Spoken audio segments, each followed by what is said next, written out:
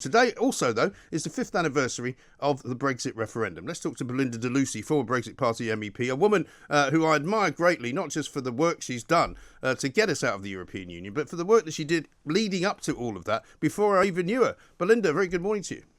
Good morning, Mike. Thank you so much for having me on this very special anniversary. Well, isn't it just? Because imagine, I was just thinking this morning as I was listening to some of the mealy-mouthed sort of commentators like Dominic Grieve, who was on Julia's show, talking about how the country's still divided, and some idiots done a poll in which they reckon that if they had the vote now, 51% of people would vote to remain. Absolute rubbish. I mean, most sensible people have now accepted it, haven't they?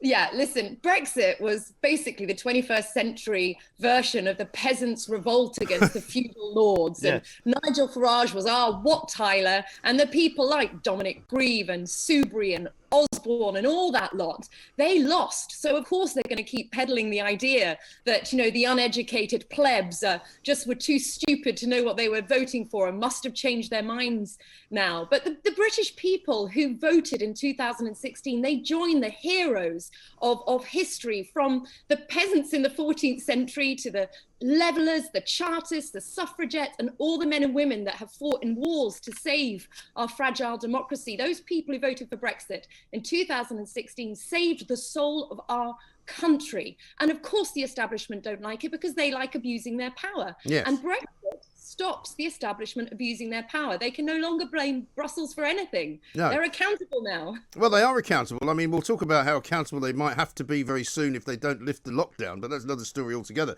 But what about the fact that the European Union seems to have kind of careered off the road since we left? I mean, they're like a sort of bitter and twisted ex-wife or ex-husband. They don't seem to be able to settle. They're not happy until they're kind of torturing us either via Northern Ireland or through the fisheries problem. You know, they're really petulant, aren't they?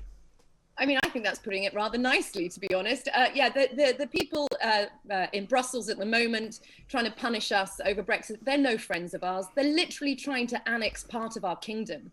And this is what they had decided as soon as we voted Brexit. They were overheard saying, oh, well, Northern Ireland is the price they'll pay for Brexit.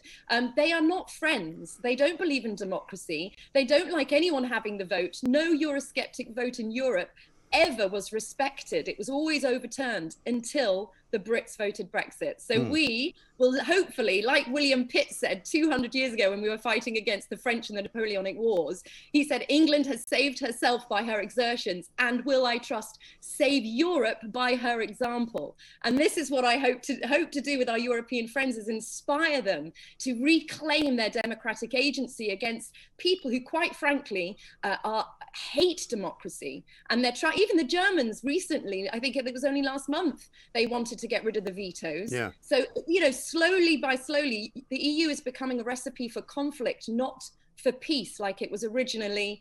You know, and I think people will want, and sometimes football brings things home in a way that you weren't expecting it to. You know, to watch the football is to watch a lot of very, very proud countries singing their hearts out, fans turning up, supporting their country. You watch teams like Croatia, even Denmark, Germany, Italy, France. You know, you see how proud those people are of their own individual countries. You don't see people there waving an EU flag going, there's no such thing as nationality anymore. We're all globalists. You know, forget about it. They hate national flags. I don't know if you remember, we were told to leave and take our flags with us. You know, the last speech that Nigel did in Parliament, and we kept sneaking our flags in and putting them up on our little desks. It really got them wound up. They do not like nation states. They want a European government that are totally unaccountable. I mean, the Commission was making laws for the British people in secret, behind our backs, and are totally unaccountable. The British have a much more pure idea of democracy than lots of our continental friends, because we've been an island. Obviously, we are an island, so we haven't had constant dictators conquering our land and taking over our laws. We've actually been quite a free country. I mean, we haven't had a successful conquering really since William the Conqueror. So for 1,000 years, we've loved and cherished our democracy. It's not quite the same over on the continent where they share borders and they're constantly fighting each other. So I'm really pleased that we left. And I think being patriotic and having a love for our country and our history and our heroes gives people so much uplifting sense of belonging. We want to belong and appreciate and love our own culture and history. We couldn't do that in the EU. They don't like it. No, exactly. Also, there's nothing really to belong to in the EU. I mean, unless you happen to be on a fat salary with a very nice large Mercedes S-Class to be driven around in and a very nice expense account. That's the only thing you can believe in if you're in the European Parliament or in the European Commission. But there's no actual EU to believe in, is there? No, and it's really sad because if you think about it, Brexit was never about British politicians being perfect. It was about, making our parliament more accountable. If you're Italian or German, Spanish, and your grandma or grandpa died before the vaccine, who do you blame? You can't blame your government. You can't blame your elected MPs because they'll just say, sorry, hands were tied. The EU, makes rules and we had no choice over it. At least in this country, when there is an abuse of power, we can now take them to task at the ballot box and hold them to account and sack them. They are our employees, after all. Well, exactly right. And isn't it interesting how Liz Truss has been so successful at doing various different trade deals? I mean, the Australian one was done basically over the weekend. The EU used to tell us that it would take a minimum of 10 to 20 years to do a trade deal because they could never get everyone to agree. Well, the sad thing was when we signed up to the EU, we rather shut the door on our old Commonwealth friends. And poor Australia and New Zealand was sort of looking at us thinking, hang on a minute, we fought alongside you in the war. We're BFFs. Why are you, shutting the door in our face and joining your European friends? And now, because of Brexit, we've been able to open the doors to our friends. And think about it, Mike, Australia and New Zealand, more Brits between the age of 18 and 25 travel and work to Australasia than they do in the whole of the EU put together. So the whole argument about, what about our young and free movement to work? We like Australia and New Zealand where they speak English. It's a far more popular place for Brits to go and travel. And the Australian trade deal, reflects this very close partnership and historical friendship. And I'm so excited. It wasn't a rollover trade deal like the Remainers always accused we'd only have. It was a fresh new trade deal done very quickly, and the EU are smarting over it. Well, that's the thing. I mean, all the things that they said would be a disaster have not been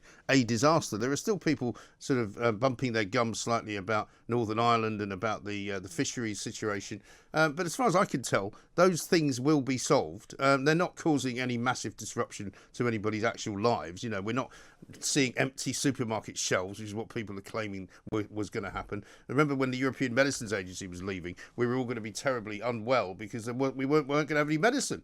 And it's like, we were told that sperm donation was going to end. Right. It was we were told that it was going to be the end of the West. We had Obama, the president of Japan, BBC Sky, the banks, they were all, the hard muscle of Remain just kept beating down on Brexit voters, but the British people weren't having any of it. And we must always remember that in our hearts, what we can achieve against all odds, against everyone with platform and power, we can still beat them, because even if we have nothing, we have our vote. And the ballot box is stronger than ever.